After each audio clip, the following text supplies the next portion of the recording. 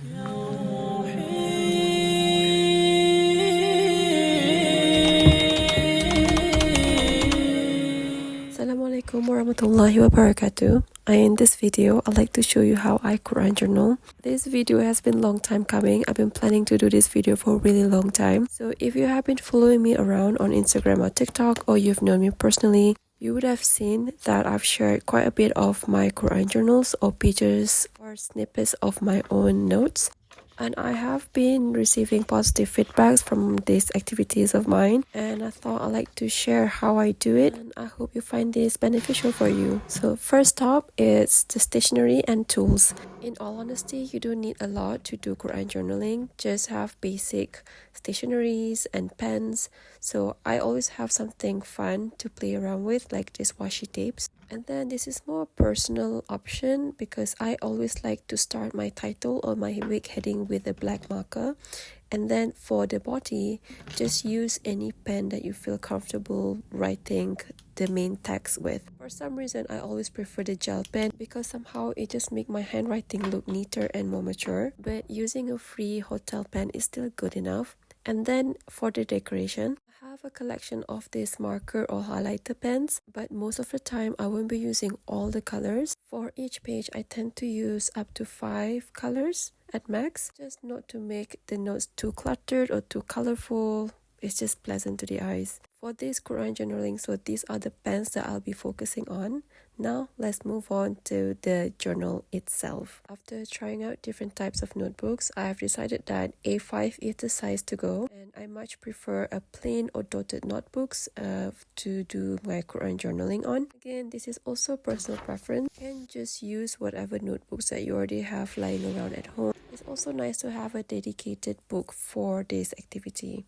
Then I'm just showing here some stickers that I have from Flying Tigers. They are cute to add as decoration around the pages. The ways that you can decorate your pages are using used or new wrapping papers. Sometimes you can just use any scraps that you found around the house. This is just a flower brochure that I've got from my flower delivery.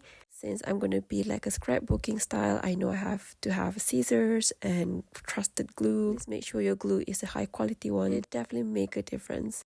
So next on the list are the references or the sources that I use to build up my journal. This is my favorite English translation of the Quran. It's the Clear Quran by Dr. Mustafa Khattab.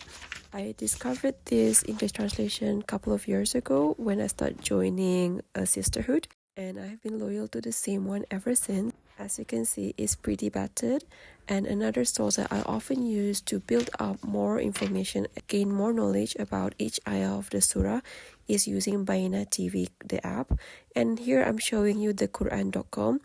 It's free and it's available online. You can pick and choose whichever translation that you like. And at the beginning of each surah, there will be a surah info where you can find out or learn a little bit more about the surah. It will describe the common theme, like how number ayah is there, and then where it was revealed. And actually, if you explore more, there are a lot more information on each ayah itself, where there is an abridged tafsir by Ibn Kathir, which I found really useful because if you're not in the position to invest in expensive kitab, and this is a good free resource to use up. Then is the background prep. Because you want to build a beautiful notes, you have to do quite a bit of background preparation. So it's gathering all the information from all the different resources that I have explained earlier.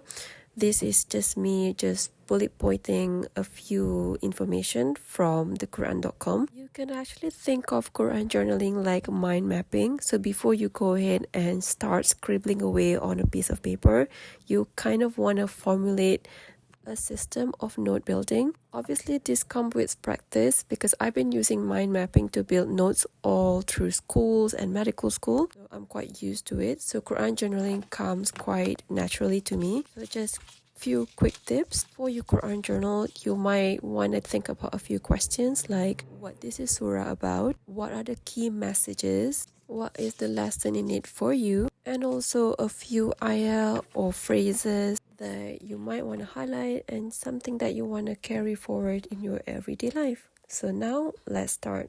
With all that in mind, I often like to start my journaling right in the middle of the page, and I quite like to start on a brand new like two-sided page like this.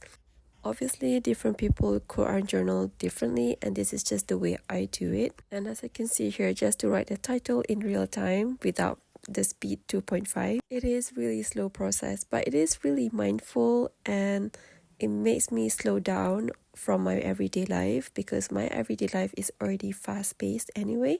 I like to explain just a few general rules for my style. Is first, I like to start with a center image. Basically, from the preparation work that I've done before, this particular surah, I already know that there is a certain image that makes me remind of Surah Ar-Ra'd, and that is thunder breaking the cloud and then pouring rain. This is actually inspired by one of the ayah where Allah explained about Ar-Ra'd, and I found it interesting, and I just want to remember that.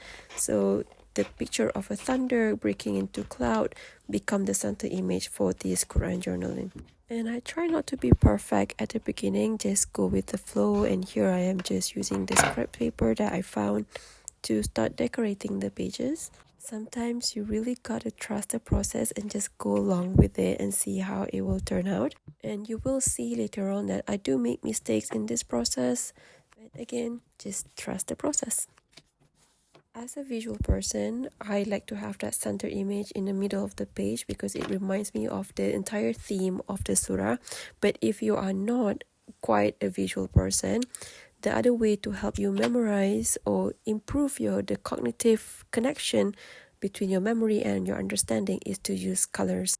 You sometimes can use colors to create illustrations or simple decorations around the pages. But if you're not really good with drawings or illustrations, you can use colors just to highlight some common branches or common themes. It is scientifically known that using colors help build better memory. But the tip of using color, in my opinion, although I'm not the best artist out there, try to stick with only a number of colors for each page, or stick with a theme that is related to the center image. It's just so that your notes will not look too crowded or too cluttered. It's easy for the eyes to see. Last but not least, another general rule that I like to share is the use up of space. As you can see here, I'm just filling up this blank spaces on this page and just filling it up with stickers or text. Again, this is also personal preference or style. I used to be a little bit more rigid with the way I build my notes. I like to have empty spaces and very organized. The more I try to channel my creativity, the more I realize that I just want to fill up every blank spaces in a page with something, colors, images, circles, something. But in my opinion, the more you use up these blank spaces creatively, it just form a certain kind of aesthetic. I don't know how to explain this, but it just make it look so artistic. I have lack of vocabulary to describe this thing. Also, there's another thing that I've learned from my Quran journaling experiences so far is that sometimes it's about having less than having more tools in hand. You really don't need like over hundreds washi tapes or lots and lots of different colored pens. What I try to do is sometimes just take 5 colors and a couple of washi tapes and 1 or 2 decorative items that I want to use and leave it on the table. And I try to maximize the use of these selected items. So those are the tips that I can share for now. I hope you are enjoying it and you find it beneficial. So I'm gonna let you enjoy the rest of the video.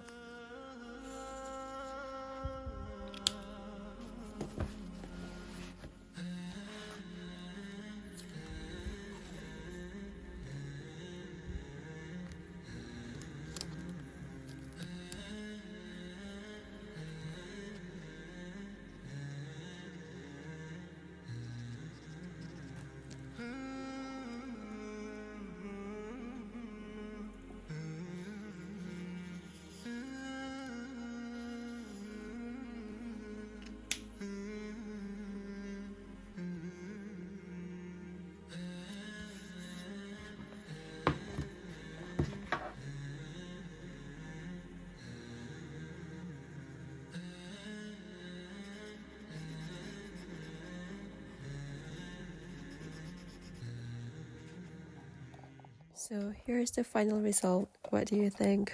Do let me know in the comment or just let me know personally. I do hope that you enjoy this video and find it beneficial. I found Quran journaling very therapeutic. It's a quiet moment to myself, and it's a process that helped me condense my understanding of the surah, and it is active recall, so it helped me remember the surah even more. If you like contents like this, do give it a like and subscribe to my channel. I do have classes coming up in the future, so I hope to see you there. Assalamualaikum warahmatullahi wabarakatuh.